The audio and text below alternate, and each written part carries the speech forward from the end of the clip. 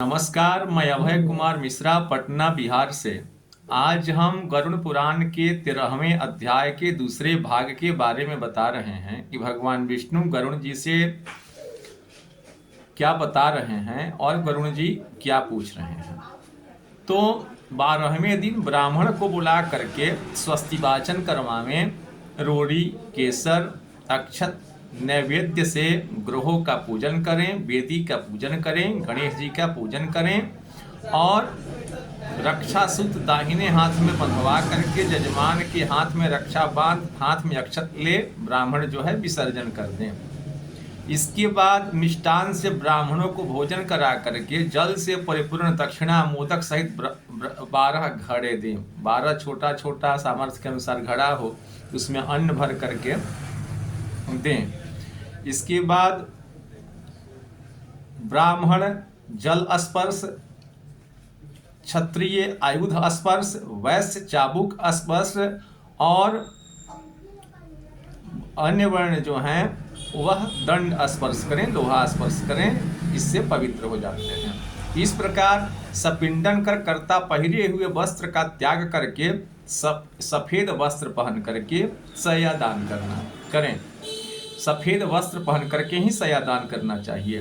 शय्यादान की इंद्रादि देवता भी प्रशंसा करते हैं, इसलिए मरने पर तथा जीने में अवश्य करें।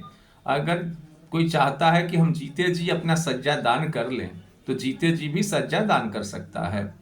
सज्जा दान में जैसी सामर्थ्य हो, खटिया या चौकी या पलंग उसको ला करके उस पर जो है दरी या रेशमी कपड़ा बिछा दें।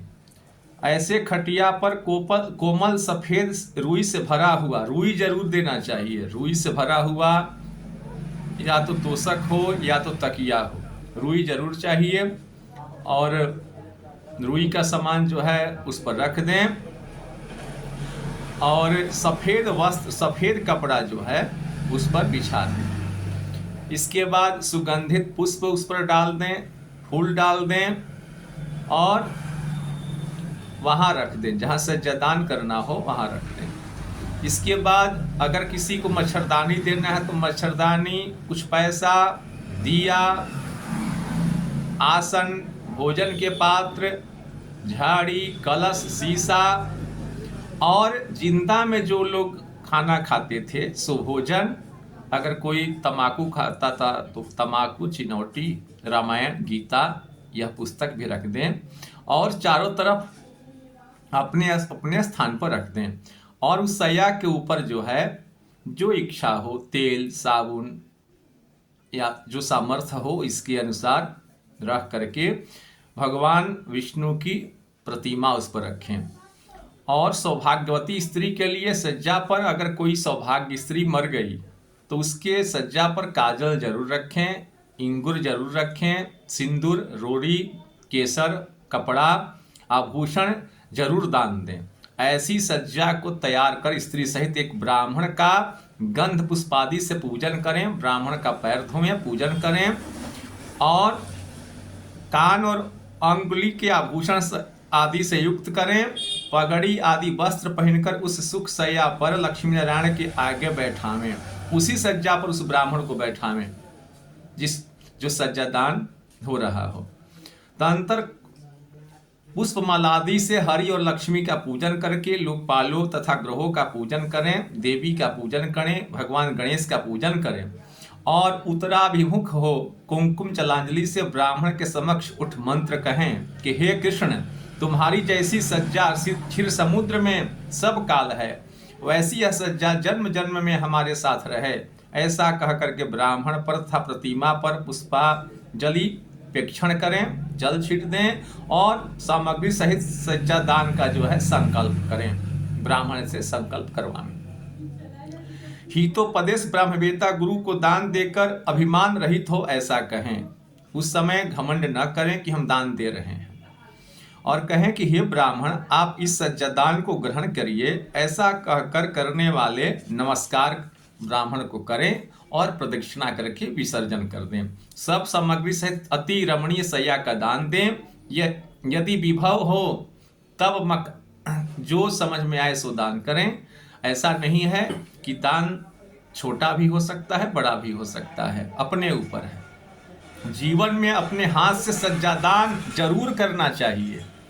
पूर्व दिन में करें या वह सज्जा एक ब्राह्मण को ही दे। जैसे सज्जादान होने के बाद जो है उस सज्जादान में 2 ब्राह्मण आधा आधा बांट लेते हैं, या उसी सज्जादान में नाई भी ले लेता है। ऐसा नहीं होना चाहिए। सज्जादान का पूरा सामान और सज्जादान कोई एक ही लेगा, उसमें 2 भाग नहीं करना चाहिए। और 2 भाग जो अगर हो जाता है तो देने वाले का घोर नरक हो जाता है, पतन होने लगता है, उसके घर में हानि होने लगती है।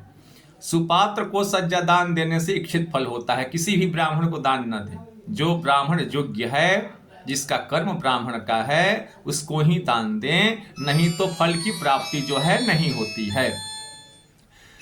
दान देने वाले पिता इहलोक और परलोक में प्रसन्न होते हैं।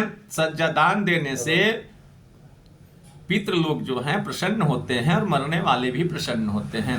सज्जादान के प्रभाव से निसंदेह स्वर्ग लोक मिलता है। सज्जादान अगर कोई कर दिया तो निश्चित ही स्वर्गलोक मिलेगा। अप्सरा समुदाय से सेवित सुंदर विमान पर बैठ करके वह प्रलय पर्यंत दुख रहित हो स्वर्गलोक में व्यक्ति वास करता है।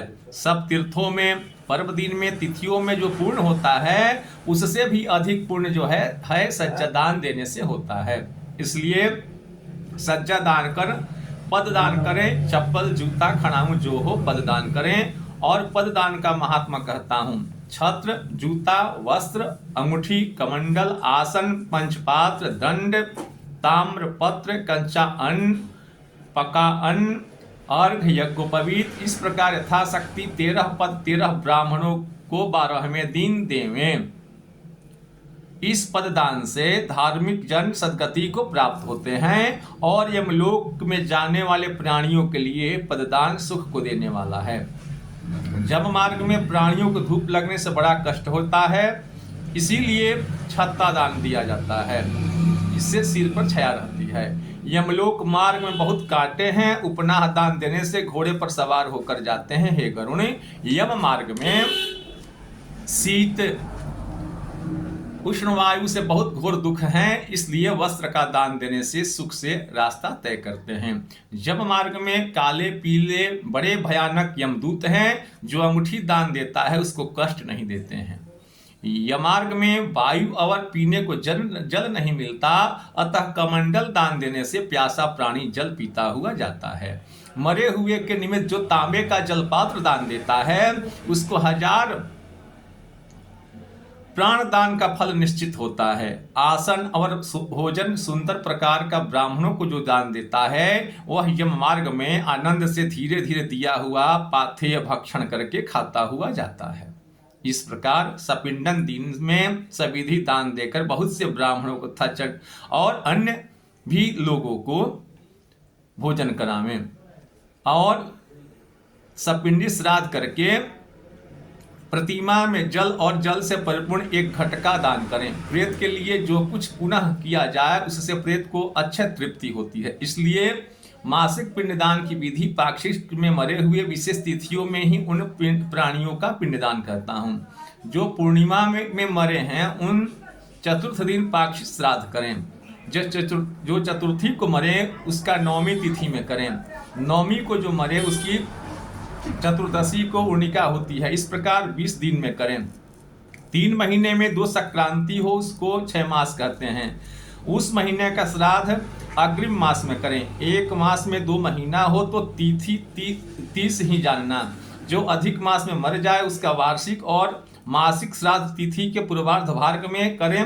कृष्ण पक्ष के उत्तर भाग में मृत्यु हो तो शुक्ल पक्ष में करें, किंतु जो तिथि की मृत्यु हुई हो उसी को ग्रहण करें। यदि अधिक मास में जिसकी मृत्यु हुई हो उसका सपिंडी श्राद्ध 12वें दिन और उसी में प्रथम मासिक श्राद्ध करें। इसके अगले वीडियो में बताएंगे 13वें अध्याय के भाग 3 के बारे में।